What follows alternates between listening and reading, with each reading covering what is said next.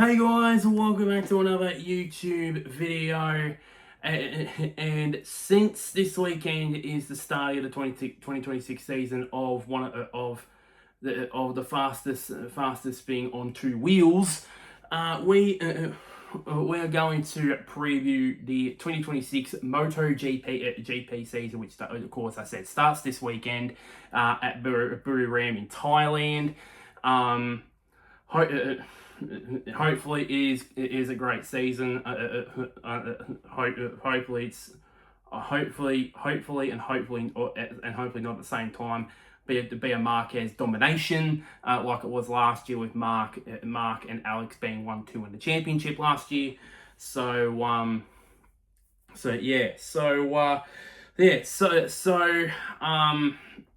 and if you guys are wondering, will be wondering this, hey, I will be doing previewing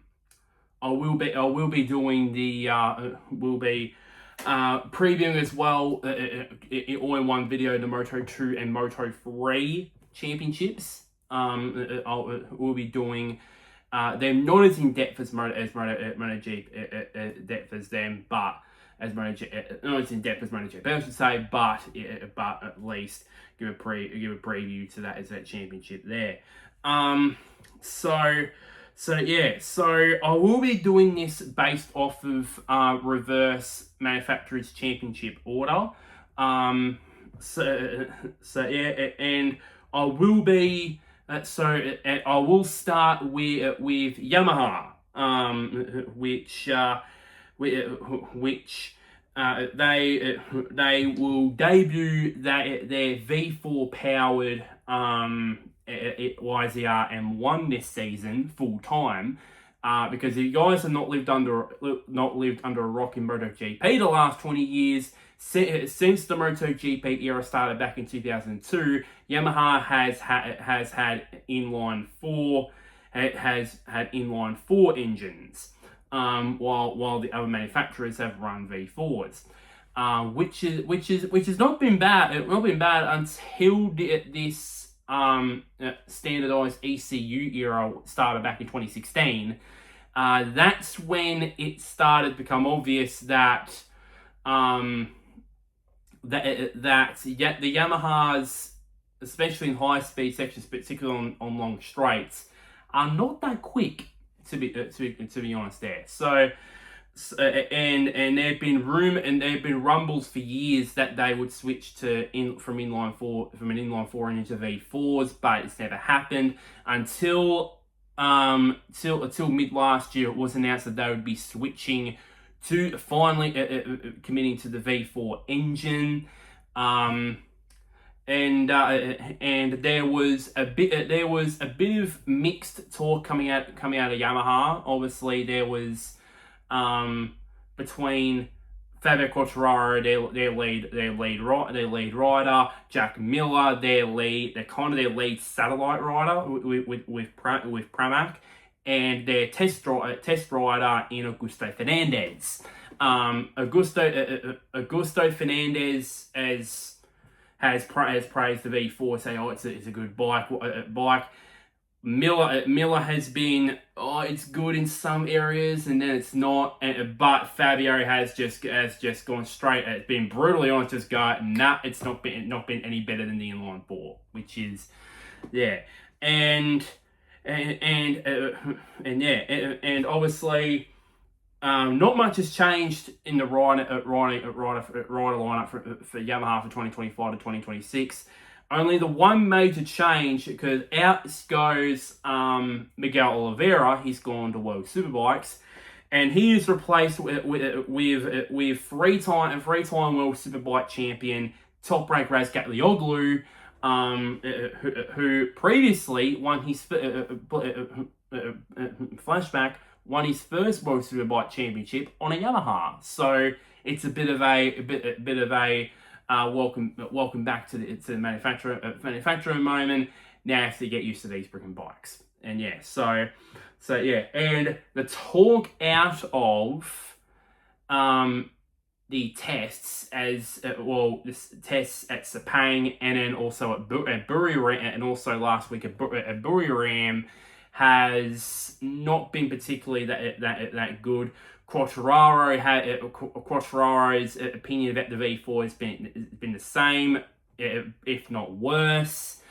And that was until he broke his finger during in a crash during the Sepang test on the. I think it was the second day. I think it was the second day. He broke his finger and pulled out for the final day of the Sepang test. Then it was announced that all 4 Yamahas will not take part in the final test at the final day of that Sepang test at all. Which sucks for Razgatlioglu because he he had that shakedown, that 3-day shakedown before the official test, but for a guy that has no experience on these MotoGP bikes at all, I think he should have at least some riding experience. And they did, and as far as I know, they didn't disclose why they pulled out of the final day of the Sepang test. As far as I know, I might have to check that. Maybe I fully suspected that it would be something to do with the V4 engine. Maybe it wasn't running. Something issue with it, and then it must have been because if you look at the speed traps, comparison from the 2025 Malaysian Grand Prix at Sepang to the 2026 Sepang test, because compared to inline, perfect comparison to the inline 4 to the V4. Apparently, the V4 is even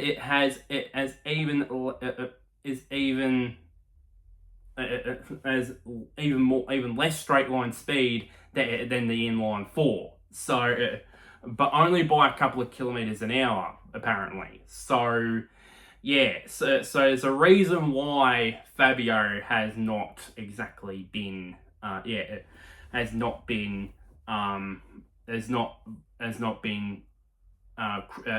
positive at all with the V4 powered engine, and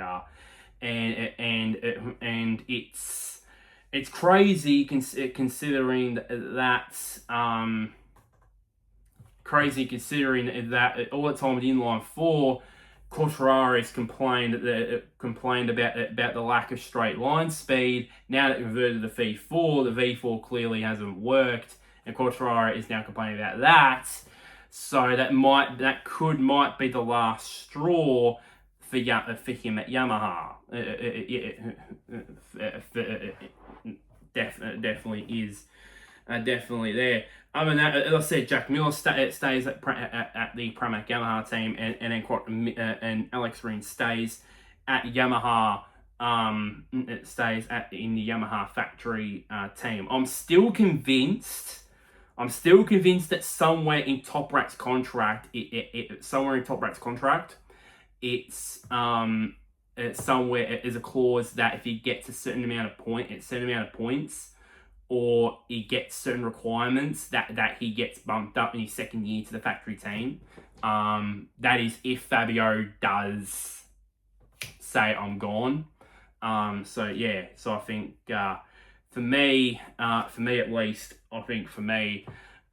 it's and with the rumors of him potentially going to Honda, and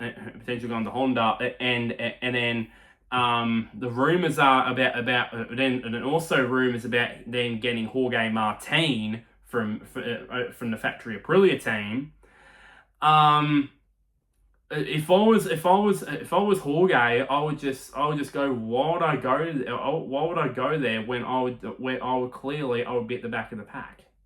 Why would I go there? So I think it's a pretty interesting time for Yamaha,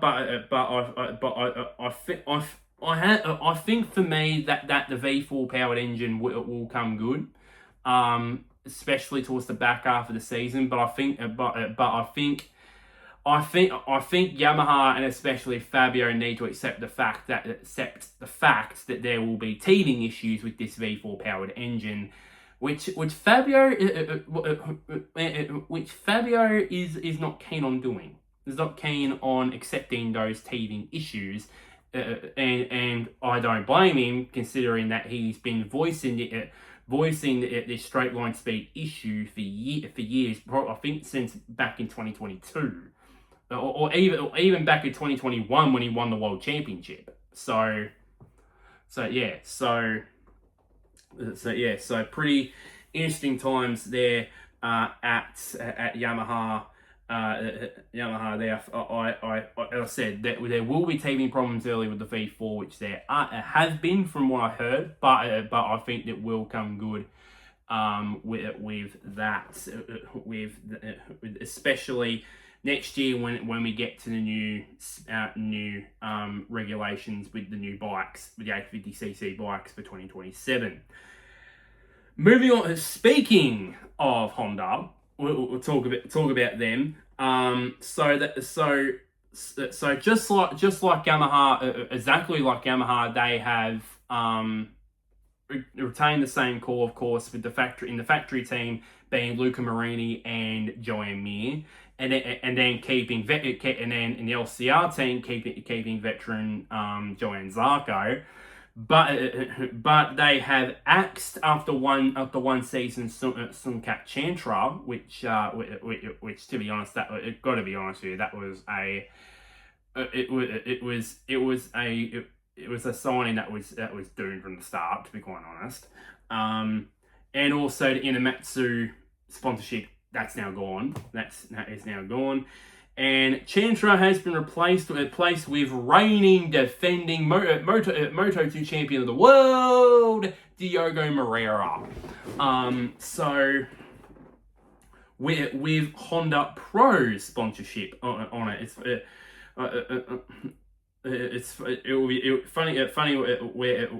basically that Johann Zarco sponsorship is Castrol, basically LCR Honda Castrol, while so free. It's unfair to I don't think it's fair for Moreira to be the only Honda bike that is not sponsored by Castrol. But anyway, so they signed Moreira, who's coming off of winning the Moto2 World Championship, only just pimping that off of Manuel Gonzalez.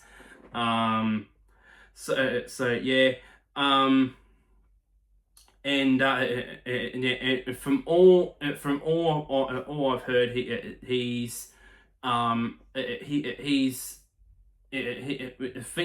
Toprak basically are not so much struggling, but they've realised themselves that that these MotoGP bikes are hard to handle than Toprak with all Superbikes and with Moreira with Moto2.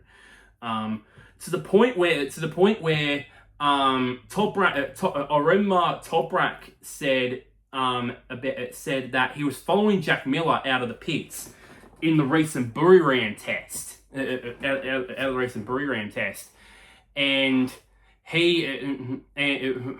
at the time before this, he didn't know exactly the right amount of lean angle you get, or didn't realise how much lean angle you can get with these bikes. Until he saw Jack come from behind Jack out of the pits, and he leaned in, and he I think he thought he was gonna crash or whatever, and then he just sped away from him, and but instead of that, he sped away from him, and Toprak thought that's how it learned really quickly. That's how you can go fast, because he's not used to those sort of bikes. He's used to the World Superbike bikes that he'd been successful with over the last couple of years, where he's not putting not that much lean angle. Now with these bikes, you have to have an extreme amount of lean angle on these bikes to basically get around corners quickly. And and with which, as I said, his riding style is not exactly leaning into corners. So he's got to learn everything about that. Same too with Moreira. I haven't heard much from him about how he's going on the on the bike, to be quite honest. Haven't heard anything from him or the team, or Honda themselves about how is he going and that sort of stuff. So yeah, so there's not much really there to go by. But in terms of Honda themselves, they're coming off of probably one of the best seasons they've had, probably for quite a while. After some pretty lean years, of course, poor results and multiple crashes, and then Marc Marquez leaving them. It looked a bit grim there, but they did came back a bit this year. Johann Zarco winning his home race at Le Mans. Then a couple of podiums from Joan Mir to end the season, especially at Honda's home race at Motegi, which was Joan Mir's first podium with Honda. I think it was first podium. I think it was first podium since 2023 at India, if I remember right. I think he was on the podium there. I think, but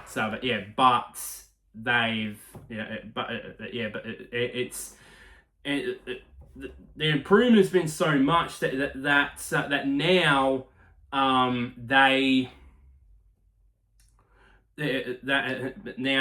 they've moved up in concessions to a category C. Now, just to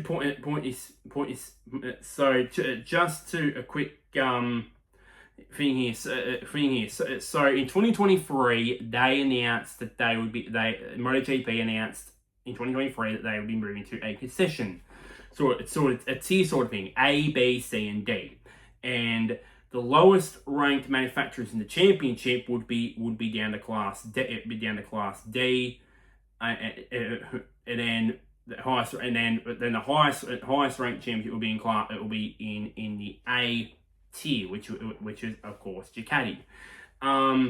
So the perks were that. Performance perks are that for rank C and D, which are of course Honda and Yamaha are at. Of course now Honda are in category C. Yamaha are in category D. And the perks for those ones would be that they.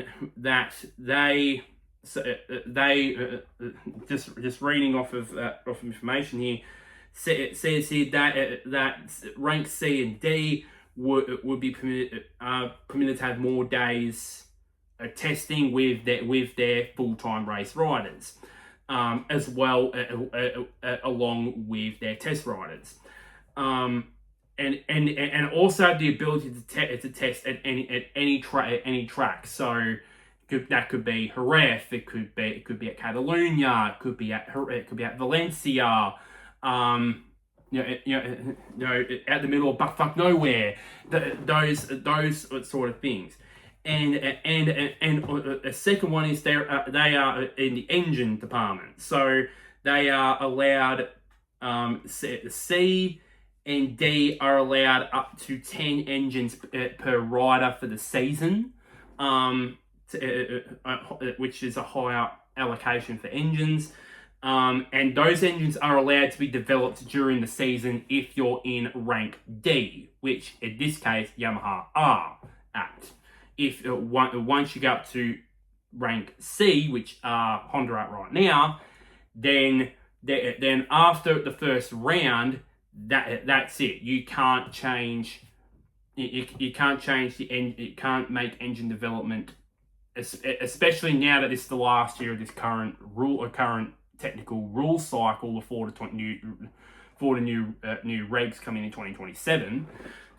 So yeah, and then also apparently for rank D it means more wildcard opportunities, but yeah, and that sort of stuff. So yeah, so So yeah, and apparently, they did that because apparently Luca Marini's seventh place in the final race at Valencia was just enough to pimp them to get Honda to up to rank C in that concession in that MotoGP concessions thing.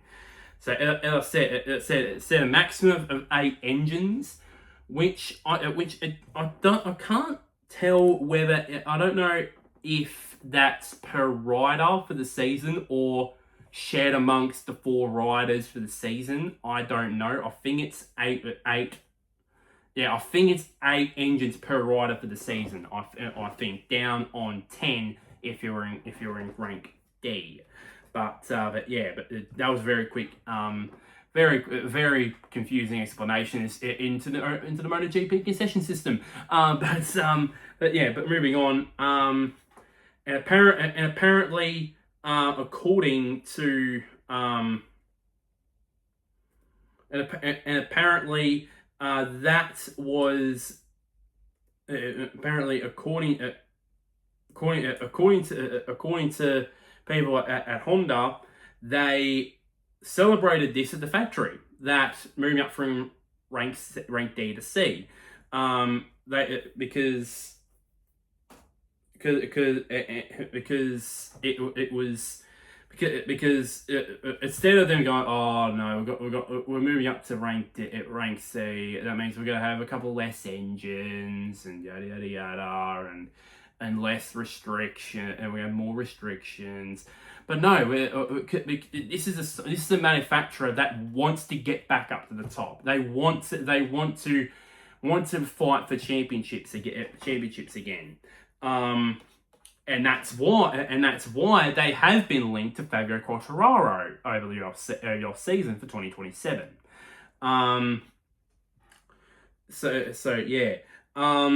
And yeah. So for me, here like what, and they were linked to Jorge Martin during 2025 during last season, but they decided it's better till Martin decided I better see out my contract with Aprilia.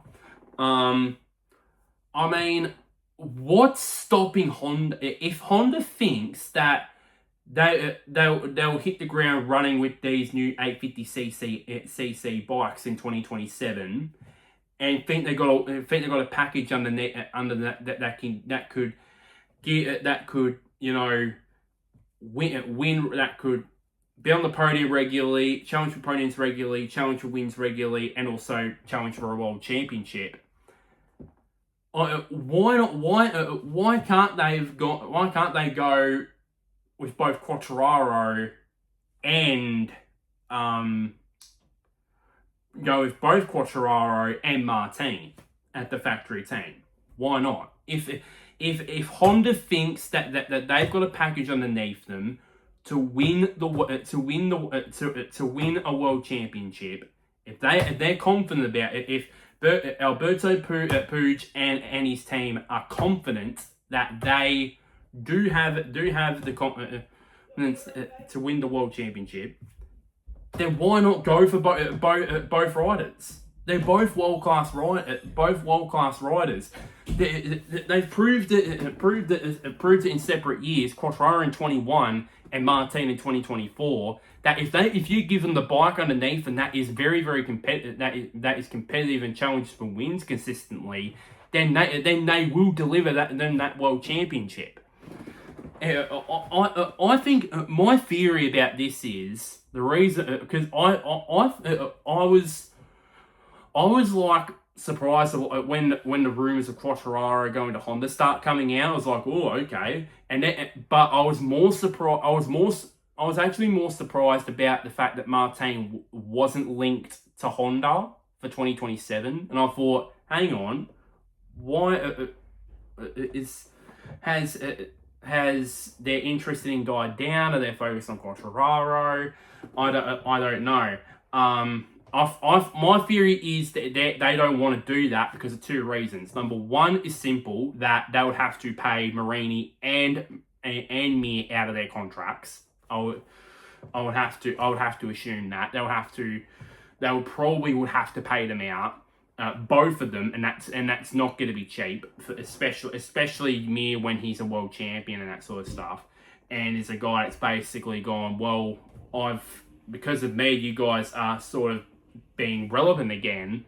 Now you guys have dumped me for two fast former world champions. I want to fair some of the pie, so, and that sort of speak. And the second one is, I think it's the fear of a repeat of 2019 when they had Marquez and Lorenzo in the same team. I think if that never happened, I think if that thing never happened, I think they would just go straight up. We'll go after Martin and Quartararo in the factory team. And I think if they had done that, that would be a big sign of intent, a big statement of intent from Honda to go, and it will talk about the rest of the paddock going, wow, because some people would say that if they're signing to world class riders, that they'll just go, oh, maybe their bike's terrible, maybe their bike is bad, maybe they need these two to be competitive. But I think that in the opposite way of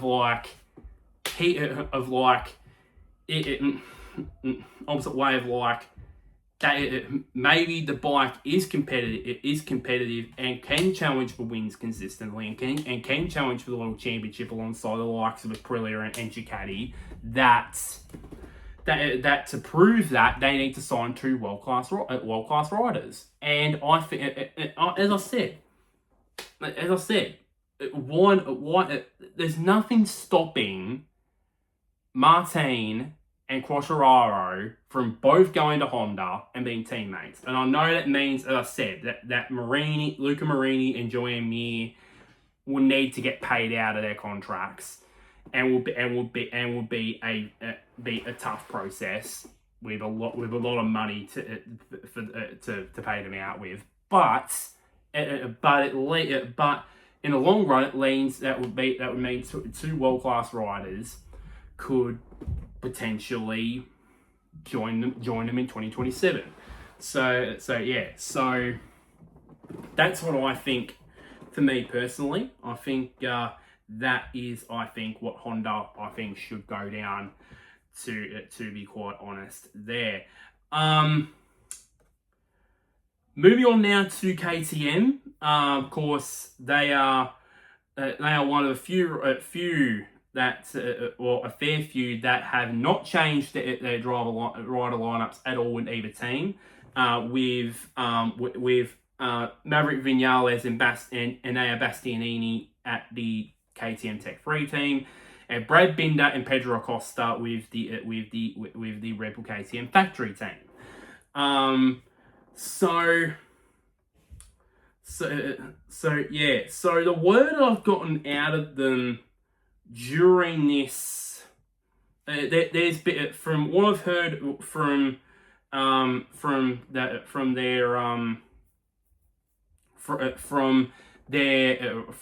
motorsport director in Pit Byra, they have said that that there's been new things on the aerodynamics side, the electronics with the chassis, the swing arm. There's been a whole lot of things that are new with this bike for 2026.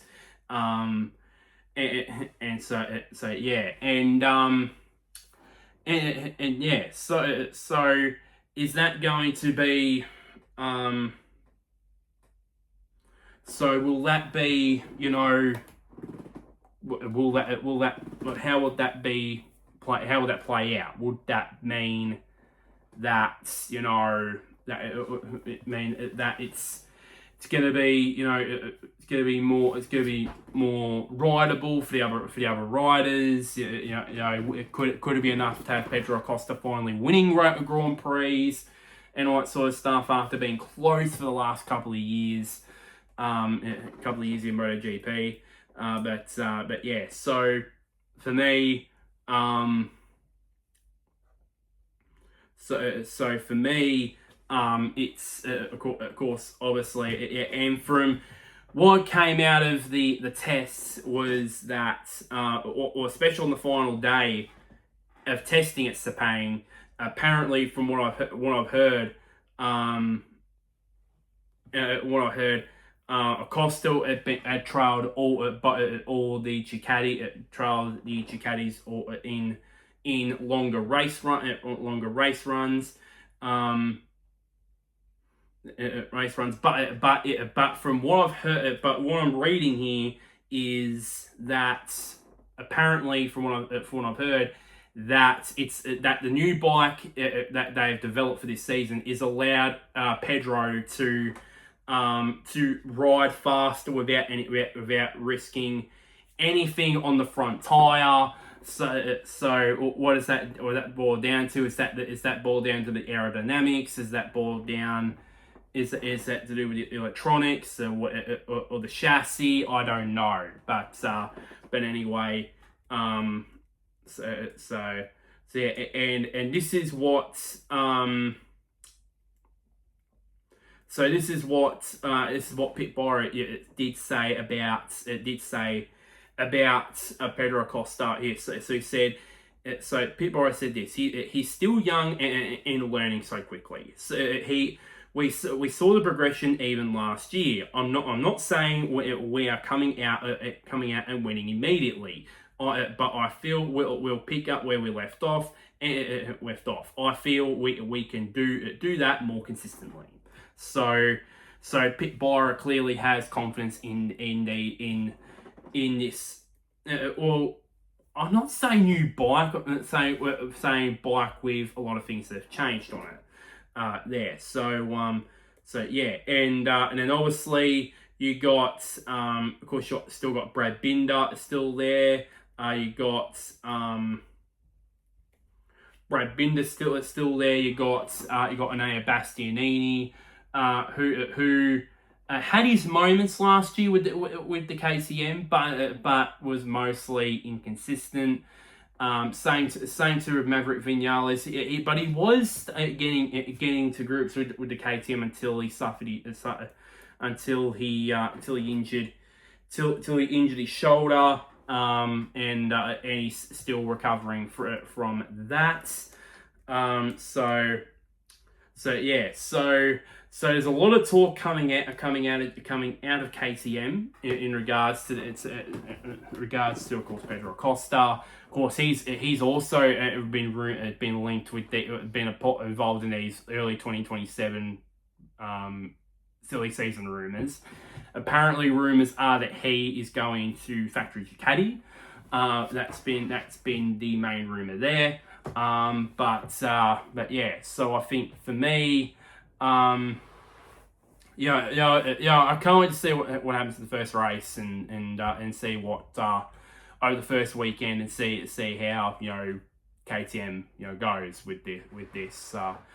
With this bike that has a lot of new parts on it and so on and so forth. So yeah,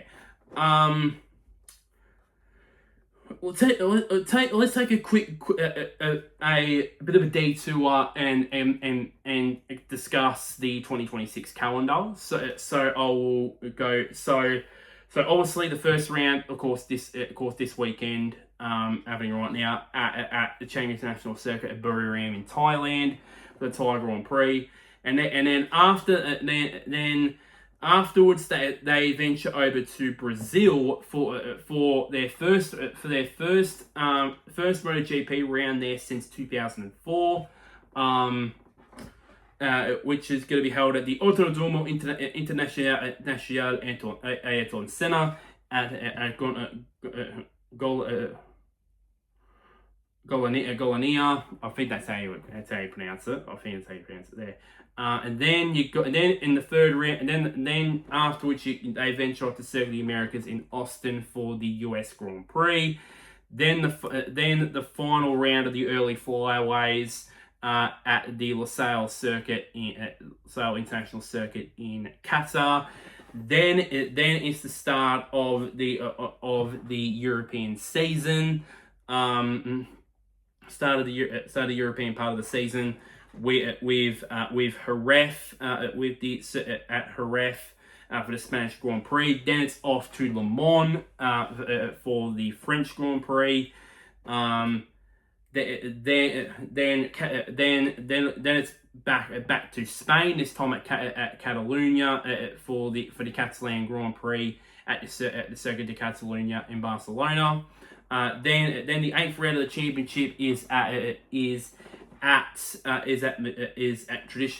traditional home for Italian MotoGP at Mugello for the Italian Grand Prix. Then MotoGP goes off to Hungary for the second time after its return in 2025. It returns to the Balaton Park circuit in Hungary. Then they go to the Czech Republic at Brno for the Czech Grand Prix. Then they're off to Assen for the Dutch Grand Prix. I know there's still some confusion about is it the Dutch Grand Prix or the Dutch TT, but it is the Dutch Grand Prix. Then they head to the Sachsenring in Germany for the halfway as they enter the season's halfway as they pass the season's halfway mark. Then they head off to Silverstone for the British Grand Prix. Then they head back to Spain for head off to Aragon for the Aragon Grand Prix. Then the final round of the European season at the Misano World Circuit, Marco Simoncelli for the San Marino Grand Prix. Actually no, sorry, that's not the final round. This one's the final round of the European season. At Austria for the Austrian Grand Prix at the Red Bull Ring in Spielberg. Then we got the end of season flyaways, which starts in Indonesia at the Mandalika International Street Circuit. I don't know why it says street circuit because it's not really a street circuit, but anyway. Then afterwards they head here down under in Australia at Phillip Island for the Australian Motorcycle Grand Prix. Sadly, the last time it's going to be at Phillip Island, which is sad there. Then after that, they go off to Malaysia in Sepang for the Malaysian Grand Prix. Then they head back to Europe for the final two rounds. They head off to a personal favorite of mine on the MotoGP calendar, and everybody's on every single MotoGP fan's favorite circuit. The Algarve circuit in Portimao for the Portuguese Grand Prix, which is the penultimate round of the season. And then it all ends where it usually does, the final round at Valencia at the Ricardo Tumo circuit in Valencia, which is the final round of the championship. So the quick notes there from that as well. Brazil hosting its returns to the calendar for the first time in 22 years. The Argentinian Grand Prix Grand Prix is not on the calendar for 2026, but it will be returning in 2027 at a new circuit. So Usually it was at the Termas Honda circuit in Argentina, but now that's no more. And we're going. The Argentine Grand Prix will be at a new circuit in 2027. The Catalan Grand Prix that has been moved from September to May. The Czech Grand Prix has been moved a month early. The Hungarian Grand Prix has been moved forward by a couple of months from 2025. Same too as Austria.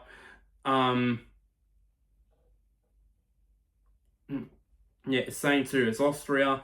The British Grand Prix has been moved back. Has been the biggest change. Has been moved back from May in 2025. In 2026, 2025 it was in May. 2026 is going to be moved back to August. So yeah, and as I said earlier, it's this year's the last time the Australian Motorcycle Grand Prix will be held at Phillip Island before it will be moved to Adelaide in 2027. So that is pretty much a massive shame there. Now we move on. Now we move on to the final two manufacturers on the grid. Firstly, we go to Aprilia, where they have not changed. Where they have not changed their lineup from 2025. Of course, at the factory team, you still have Marco Bezzecchi and Jorge Martin. Of course, BEZ had announced his contract extension by marrying his bike. That's right, marrying his bike. That's a bit strange for a contract to announce a contract extension, but I applaud him. I bet you Valentino Rossi would have come out and said, BEZ. I didn't do this in my time in MotoGP when I announced my contract extension, so I would freaking applaud him, to be quite honest. But anyway, but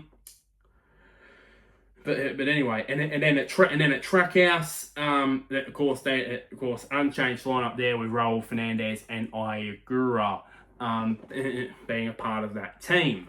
As I get myself a couple of drink of water. Yeah, so obviously Aprilia were you could sort of had their season. It was the sort of thing that capped off their season really was one hand tied behind their back, because on the one hand you had Marco Bezzecchi, who absolutely shot the lights out this season, especially in the second half when he was challenging the Marquez brothers and Pecco Bagnaia consistently. And then the hand tied behind their back was the fact that Jorge Martin was injured for most of the season. And really his title defense, it really ended before it really began with that preseason injury this time last year. So yeah, but eventually he did get enough speed, but obviously it was too big a mountain to climb. Hopefully now with the new season, with actually more pre-season, hopefully that means that he reestablishes himself as one of the top couple at the upper echelon of riders in this world championship. And definitely, I think for me, I wouldn't be surprised if all four of these riders end up winning a race this season. I mean, Raul Fernandez proved on the Sunday at Phillip Island. He absolutely dominated the Sunday race at Phillip Island to win his first Grand Prix, get his first Grand Prix win. And Ayagura, I think early this time last year, he impressed so much in the early part of the season on that Aprilia. And then, of course, Martin, we all know what he can do. We all know what BEZ can do. I think for that, I wouldn't be surprised if all four, there's potential that all four of these guys in Fernandez, Bezzecchi, Ogura, and Martin ends up on the top step of the podium in either in a sprint race or in a Grand Prix race. I wouldn't be surprised by that. Because especially where apparently I didn't find this out until last night as I'm recording this. I watched a video from the race MotoGP, which is basically the race is basically a media outlet that's basically that focuses attention on Formula One, Formula E, and also bikes as well, superbikes and MotoGP, and they have separate YouTube channels. The race, it's basically focused around F1 and F1 and F2 and F3 and sometimes Formula E as well. And then there's the race MotoGP, where it bases around MotoGP. And they did a video. I watched the video last night as I'm recording this, where apparently Aprilia had gotten a bit of inspiration from a earlier McLaren in the about 15 years ago. Essentially, where basically Aprilia created their own MotoGP version of the F-Duct, where basically, so for quick explanation about what this F-Duct is, it's basically a device where basically wind goes through this device, and all that's simple. But if you, for example, cover it with like this, or with your leg or for example, or if it like this, have your leg like this. Sorry for the big feet, by the way. It causes the airflow to go in a different direction and go to the back of the car. That was for the F-Duct. Now, what Aprilia have done with this is they had in 2022 they had this this interesting shaped side fairing, which is basically their version of ground effect. But the caveat with that is it causes drag, especially down the straights. What they have done essentially is have if you look at their bike, especially packing, especially pre-weekend, this weekend, is that there are little holes in the front fairing, which is basically, the old rules F1's rules back in the day was it was illegal to have an aerodynamic device where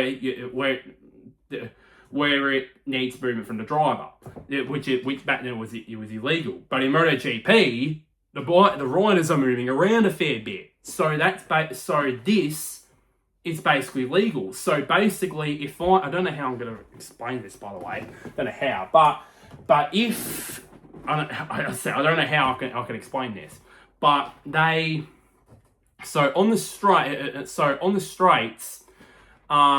So when they're on the corners here, they use this aerodynamic effect, use this ground effect, shaped side fairing, that sort of stuff. But when they're on the straights, when the riders are in the tucked in position, that means that their legs can cover the hole that is over the side fairing.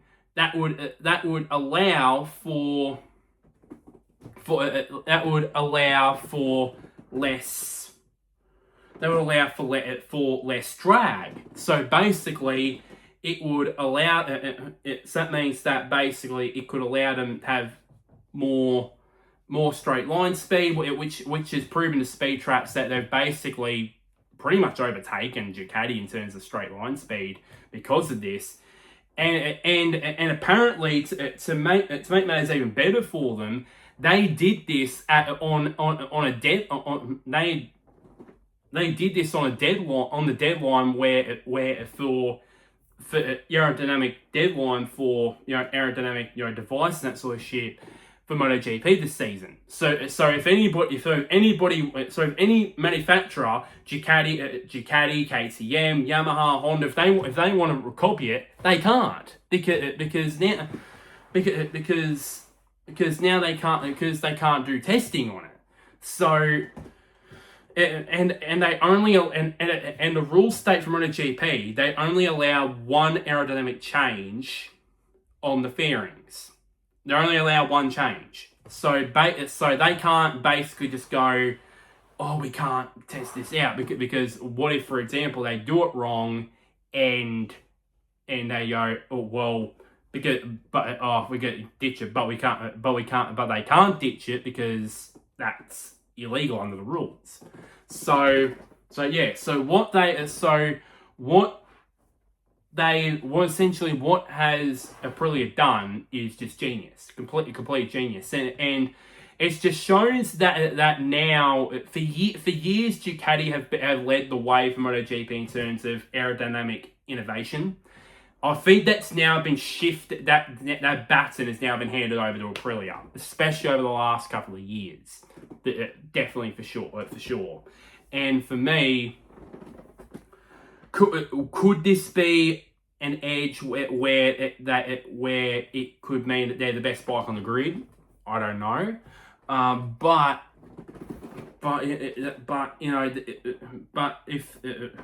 I just think for me, and with a lot of changes on the aero side of things, there's a real possibility here that that it could be Ducati versus Aprilia for the world championship, for all world championships basically. So I think for me, that in that case, I think that would be that. But I think for me, Bezzecchi is going to be one of the favourites for the world championship. Martin, he'll hopefully he can get up there and get a win or two, and then also same with Fernandez and Agura. But as I said, this aero trick that they've unveiled is just completely genius, and the timing of it as well, where no teams can't even freaking copy it now, because otherwise if they do, they'll go against the rule. It'll be illegal under MotoGP's rules. So that's pretty genius move there by Aprilia. But I think that I think Ducati are sort of ahead, but Aprilia, I think they're not close behind there. Speaking of Ducati, 4 manufacturers down, 1 to go, and that is the famous Bologna bullets. That is the Ducatis. Again, as I said, they retain their 6-prong lineup. In the VR46 team of Franco Morbidelli and Fabio Di Giannantonio. At the Grassini team, Furman, last year's Rookie of the Year, Furman Aldeguer, and MotoGP runner-up Alex Marquez. And at the factory team, you have two-time world champion Pecco Bagnaia. And the reigning defending MotoGP champion, I never thought I would say it after he'd done his arm injury, but it's Marc Marquez, who once again goes into this season injured. How appropriately, after he did his shoulder, appropriately a race after he secured the championship at Mandalika. Did it in Mandalika, but secured the title at Motegi. So Ducati, they have they have basically not much to report out of them there. They've changed a couple of things in this Desmo Sedici GP26, where they've got a new aerodynamics package, which apparently will improve their top speed even more apparently, and also they have a new air intake which apparently will improve airflow. So that is what a few things that have come out of it. There also a new. Also updates to the ride height device, revisions on the chassis, changes to the chassis, everything really, pretty much a new bike really there. Really there. They have 3 factory spec bikes. One with the factory team, and then another one, I think it's with Alex. I don't know. I think Alex has that second factory spec, third factory spec bike. But yeah. So excuse me. So I think for me, of course they were dominant. Of course, the only reason why they were dominant was because of the Marquez brothers. 1-2 in the championship, and of course the guy, of course Aldeguer obviously had that dominant win at Mandalika, which I mean, if he didn't slow down towards the final 3 laps of the race, he probably easily would have won that race by 10 to 15 seconds. So yeah, and then obviously Morbidelli and Di Giannantonio had their moments during the season, but another talking point was we're talking about Marc Marquez. Of course, had a dominant season last year, winning the title. There was even talks that there was possible that he could secure the title as early as San Marino in Mazzano, which was crazy, but eventually he secured it at Motegi. Was the demise of one Pecco Bagnaia. It was a pretty. It just seemed like he just got worse as the season got on, to the point where he even lost 4th in the championship to Pedro Acosta. He didn't even finish 5th in the champ. He didn't even finish in the. He lost out to Bezzecchi for 3rd in the championship, and then he lost out to Acosta for 4th in the championship. So that is, for me, and coming off of course, 2021 challenge for the title, 2022 winning the title, 2023 winning the title, 2024 challenging for the title, and then 2025 being nowhere near it was insane, to tell you the truth. It was like, what's going on here? And now there's rumors on the paddock that Bagnaia is set to sign a deal with Aprilia for 2027. That is the rumor that is going around the MotoGP paddock at the moment. The latest one, because the speculation we all thought was Yamaha being interested in Bagnaia, but Bagnaia's basically turned his back and basically has gone, nah, I want to go to Aprilia. Which, my thoughts on that is I'm confused about that because clearly Ducati are now their focus is now on the Marquez brothers now. I'm sorry, that's the truth. That their focus is centered around both Mark and Alex now. That's there's no hiding that. I feel like for me, I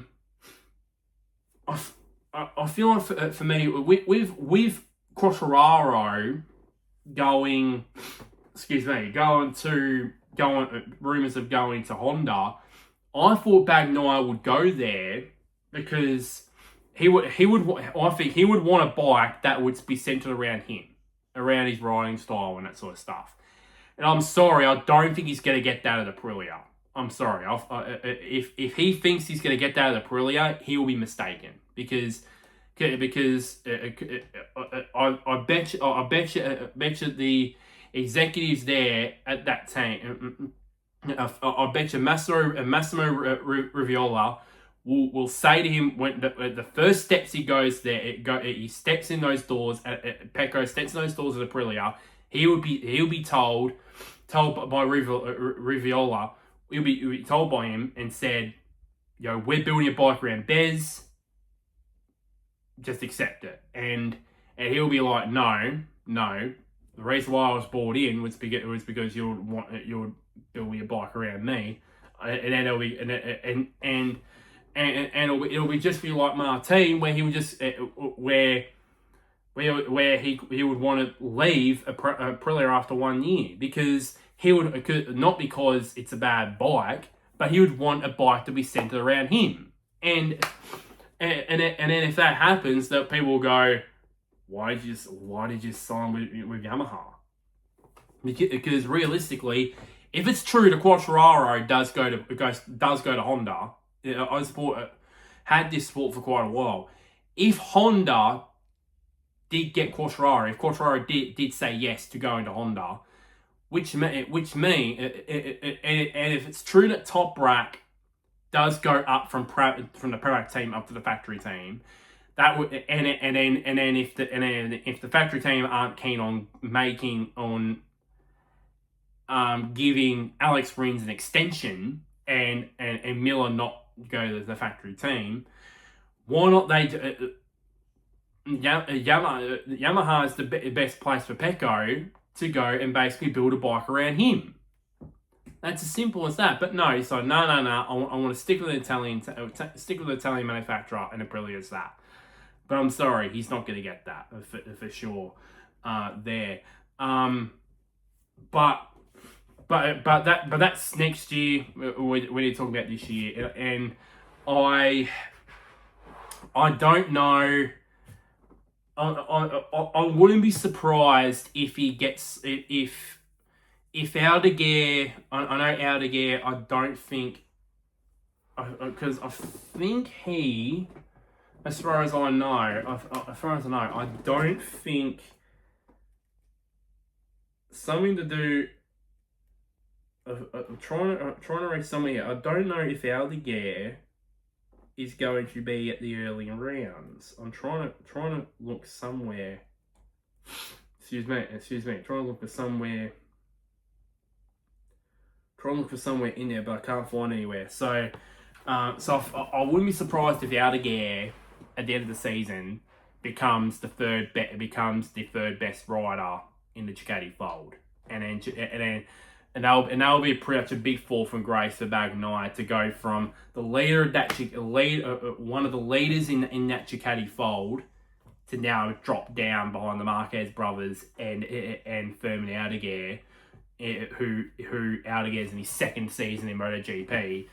And that would be enough for Pecco to just go, nah, I'm going over to Aprilia and see what I can do there. So yeah, but I think for me Ducati are the leaders of the pack, and I think Marquez, for me is the favourite to win the MotoGP World Title. To be quite honest, if you're there. Finally, before the end of the video, I want to go through the predictions here. So I've got world champion, who I think will be world champion, who I think will be runner up. The biggest surprise for the season, the biggest disappointment, bold prediction, and biggest biggest news headline that will come out of 2026. So okay. I'll start at the bottom and go to the top here.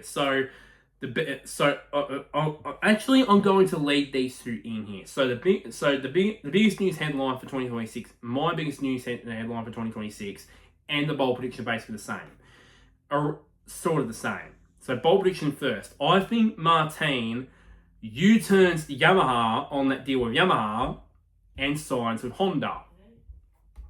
Signs with Honda for 2027. And it leads to the big headline where I think it'll be a Honda Super Team 2.0 in 2027. In 2027, with Quartararo and Martin joining the Honda factory team. As I said earlier, what's stopping them from doing this? As I said, two reasons. One, to pay, they'll have to pay Marini and Mir out of their contracts, and two is the fear that this super team will go badly, like it did with Marquez and Lorenzo in 2019. So yeah, simple as that. And I think Martin, after learning, I think for me, sort of would make sense a little bit. Before all the on track action with the tests and that Martin would go to Aprilia, would go to Aprilia, would go to Yamaha for 2027. But after their performances, I don't think it's going to be a good idea. And I think Honda is the more attractive option for Jorge than going to Yamaha, to be quite honest with you there. Biggest disappointment, I think, will be the Yamaha V4 powered M1. Now, as I said, there will be teething problems throughout this first year, especially in the first half of the season. But I still have faith that it could possibly come good, and possibly that it would mean that Aprilia would end up winning the championship. Yamaha could not win the championship, I should say. I don't know what I'm saying there. But could lead Yamaha back to where it used to be. That is at the top of the MotoGP tree. The biggest surprise, I've gone with Trackhouse. I think that I think that team will have a good year, especially if this new Aprilia RSGP is good as what everyone says it is. Good as everyone says it is. Then I think that they could benefit from that. Both its riders, both Raul Fernandez and Ayagura could be competitive, win more races, and at least Ayagura get him a maiden, winning MotoGP for sure there. Finally, the top two. I think the runner-up in the championship will be Marco Bezzecchi. I think he'll get close. I think he'll get close to the championship, but I don't think he'll beat Marc Marquez, who he's my tip to become a 10-time world champion and an 8-time MotoGP world champion.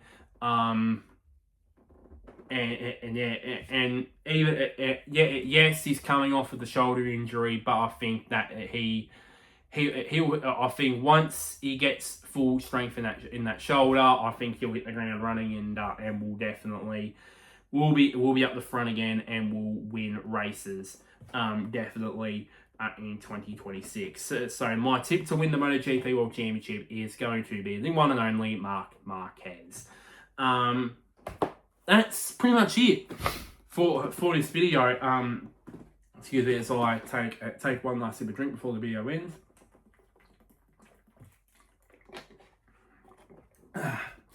Excuse me. That water went down the wrong hole.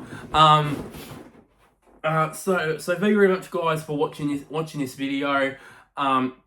Check back soon when I will be previewing the Moto2 and Moto3 World Championships. And as I said, not as in depth as this, but I think excuse me. I think for me that as I said, it's not as in depth as MotoGP MotoGP, but I will do my best in covering that, as well as covering the two Aussies that will be in them in Moto Center Aegis Center Aegis in Moto in Moto 2, and Joel Kelso in Moto 3 as well.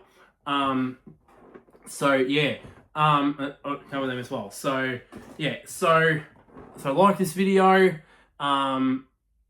shares to anybody who is a MotoGP fan, or a Marc Marquez fan, or a Ducati fan. Comment down below, who is your tip to win the MotoGP World Championship this year. Do you agree with me it's Marc Marquez, or do you think it'll be Marco Bezzecchi? Do you think it'll be Pecco Bagnaia? Do you think it could be someone else? I would love to hear your thoughts and opinions. And one last thing, somewhere down there, click on the big red button which is labeled subscribe. It really does help me out quite a bit there, particularly where my year really does start. Obviously, we're at the beginning of the NRL season this weekend, at the start of the AFL season coming soon, start of Formula One, start of MotoGP this weekend. We obviously last weekend was the start of the Supercar Championship.